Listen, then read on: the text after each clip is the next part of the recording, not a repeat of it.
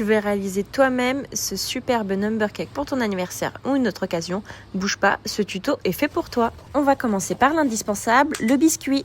Moi, j'ai choisi la génoise, mais tu peux tout aussi bien utiliser une pâte sucrée ou une pâte feuilletée. Pour commencer la génoise, tu vas casser 12 œufs entiers dans la cuve de ton batteur. Le top du top, c'est d'avoir un batteur comme celui-ci, mais après, ça peut se faire avec un batteur à la main ou sinon, ça peut se faire au fouet. Et on essaye d'éviter de mettre des petites coques avec les œufs. Une fois qu'ils sont cassés, à côté tu peux peser donc 300 g de farine et 300 g de sucre. Pour la génoise, il n'y a besoin que de ces trois éléments-là, il n'y a rien besoin d'autre. On ne rajoute pas de levure ou autre chose. Pour commencer, on met les œufs seuls dans le batteur et on met à foisonner comme ça. Et on laisse, je dirais au moins 5 minutes pour bien que le mélange augmente de volume. Ça doit doubler de volume minimum.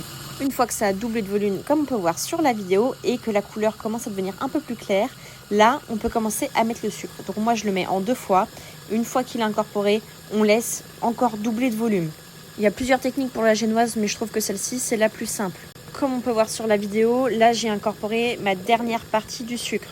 Après ça, je vais attendre 1 à 2 minutes, laisser bien tourner le batteur, et je vais diminuer la vitesse du batteur à vitesse 1 ou 2. J'y incorpore ma farine que j'ai tamisée au préalable et on va laisser tourner très peu le batteur. C'est vraiment juste pour incorporer la farine assez facilement et moi je finis à la maryse pour terminer. Je trouve que ça a meilleur rendu. La farine, je la mets entièrement en une seule partie. Le but c'est vraiment de faire tourner le batteur le moins possible pour faire le moins retomber la génoise.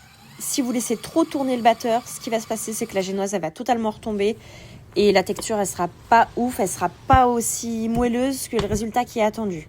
Donc, je finis délicatement à la maryse et après, on peut couler dans le cadre. Donc, je vais vous mettre la référence du cadre dans la description, comme la recette de la génoise. Mais en gros, cette recette, elle convient parfaitement pour faire un grand cadre, donc qui fait la taille d'un style-pâte de taille classique. Ou sinon, 3 petits moules en forme de chiffre que vous verrez juste par la suite. Vous pouvez voir que le cadre n'est pas totalement rempli, mais ne vous inquiétez pas, la génoise, elle va gonfler. Comme je vous disais, il n'y a pas besoin de levure. Regardez déjà le volume qu'elle a pris en cuisson. Et c'est pas fini, elle va finir par déborder légèrement du cadre. Regardez là, ça continue de monter. C'est magique avec seulement 3 ingrédients, les plus basiques. Donc du coup, soit le grand cadre, soit ces 3 petits chiffres-là qui viennent de chez AliExpress. Vous pouvez les retrouver partout, sur Amazon ou autre. Et pareil, moi je les remplis jamais entièrement, je remplis toujours qu'à la moitié maximum, sinon ça finit par déborder. Une fois sorti du four, je laisse refroidir tranquillement une demi-heure et après je viens démouler du cadre. Un léger coup de couteau tout autour et franchement ça se démoule super facilement. C'est juste pour pas l'abîmer, on va pas y aller comme une brute à essayer de démouler comme ça. Non, un petit coup de couteau autour.